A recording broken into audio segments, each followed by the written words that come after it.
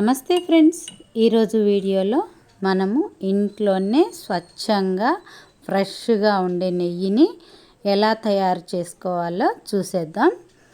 ఈ నెయ్యి అండి 1 మంత్ వరకు కూడా ఇదే మంచి స్మెల్ వస్తుందండి. అదే బయట కొన్న నెయ్యి అయితే వారానికి తేడా వస్తుంది వాసనలో.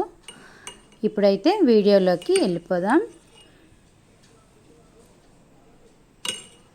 నేను ఇదంతా కలెక్ట్ చేసిన 1 వీక్ కలెక్ట్ చేసినదండి. ఇది మీగడ. ఈ విధంగా పాలనైతే కాచి నేను ఫ్రిడ్జ్లో పెట్టేసుకుంటా. దానిపైన మీగడ కడుతుంది కదా, దానినంతా ఒక బౌల్లోకి తీసుకొని ఆ విధంగా డీప్ ఫ్రిడ్జ్లో పెట్టేస్తానండి. ఈరోజైతే నెయ్యి చేయాలనుకున్నా కాబట్టి 1 గంట ముందు బయటికి తీసేసుకొని మన రూమ్ టెంపరేచర్కు వచ్చేంత వరకు ఉండిచ్చి వేరే దాంట్లోకి బౌల్లోకి వేసుకొని ఆ విధంగా మీగడనంతా కలుపుకోవాలండి. ఎక్కడ కూడా ఉండలు లేకుండా ఆ విధంగా కలుపుకోవాలి. చూడండి, ఈ విధంగా కలుపుకున్న తర్వాత నేనైతే ఒక 2 గ్లాసుల నీళ్ళను వేడివేడి నీళ్ళనైతే ఈ మీగడలో, పాల మీగడండి ఇది, పాల మీగడల్లో అయితే పోసేసి మరి ఒకసారి కలిపేసుకొని తోడు పెట్టేస్తానండి. పెరుగుతో 1 స్పూన్ పెరుగు తోడు పెట్టేసి మూత పెట్టి పక్కన పెడుతున్నా. ఈవినింగ్ కల్లా చూడండి పెరుగులాగా తోడుకుంటుంది.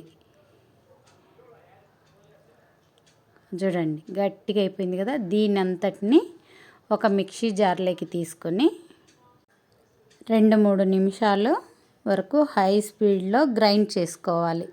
తర్వాత నేనైతే ఒక 2 గ్లాసుల నీళ్ళు మళ్ళీ డీప్ ఫ్రిడ్జ్లో పెట్టానండి. ఆ వాటర్ని అయితే దీంట్లో వేసేసుకోవాలి, ఎందుకంటే తొందరగా వెన్న అయిపోతుంది కూల్ వాటర్ వేస్తే. చూడండి, ఇప్పుడు ఈ బటర్ని అంతటిని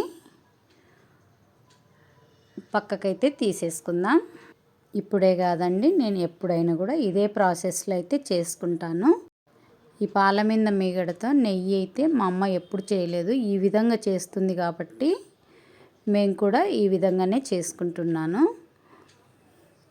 ఇప్పుడు ఈ మనం వెన్నని 2-3 సార్లు మంచినీళ్ళతో అయితే శుభ్రంగా కడిగేసుకోవాలండి.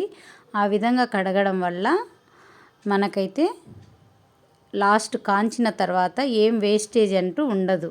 ఇంట్లో వెన్ననే కదా అని నెగ్లెక్ట్ చేయొద్దండి. 2-3 సార్లు బాగా వాష్ చేయండి. అప్పుడు మనకు కాంచినప్పుడు ఏమీ ట్యాప్ అనేది ఏమి ఉండదండి. ఈ విధంగా అంతా తీసేసుకున్న తర్వాత ఈ గిన్నెనైతే స్టవ్ మీద అయితే పెట్టేసుకుందాం. ఇది వేడయ్యేలోపు ముందుగా ఒక చిన్న టిప్ అండి. దీంట్లో ఒక చిన్న బౌల్లో 2 కల్లుప్పులండి, అంతే, కొద్దిగా వాటర్ వేసి నాననిద్దాం. తర్వాత అది పక్కన ఉంచేసిన తర్వాత చూడండి, ఇప్పుడు బాగా మరుగుతుంది కదా, అంత వెన్న అంతా కరిగిపోయి ఆయిల్ లాగా ఫామ్ అవుతుంది. దానిలోని వాటర్ అంతా ఇదైపోయి చూడండి కలర్ గోల్డెన్ బ్రౌన్ కలర్లోకి వచ్చింది కదా. ఇప్పుడు నీట్గా శుభ్రంగా కడిగిన తమలపాకులను అయితే ఒక్కొక్కటి వేస్తూ ఆ విధంగా మూత పెట్టాలి, ఎందుకంటే తడి కదా, తడింది ఆకులకు చిట్లుతాయి. ఒక 5 నిమిషాల తర్వాత ఈ ఉప్పు మనం ముందుగా నానబెట్టి పెట్టాం కదా, ఆ ఉప్పు నీళ్ళని వేసేసి ఇంకా ఆకులను అయితే పక్కకు తీసేసుకుందాం. ఎంత క్రిస్పీగా అయ్యాయో చూడండి. నెయ్యి అయితే కమ్మటి సువాసన వస్తుంది.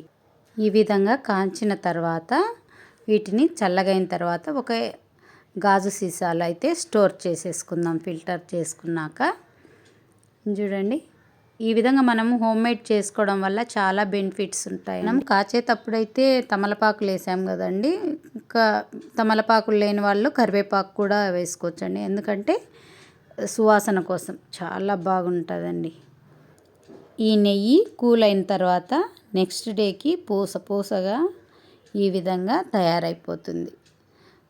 మీ అందరికైతే నచ్చింది అనుకుంటున్నా. లైక్ చేయండి, షేర్ చేయండి, కామెంట్ చేయండి. ఎవరైనా ఫస్ట్ టైం చూస్తున్నట్లయితే సబ్స్క్రైబ్ చేయండి.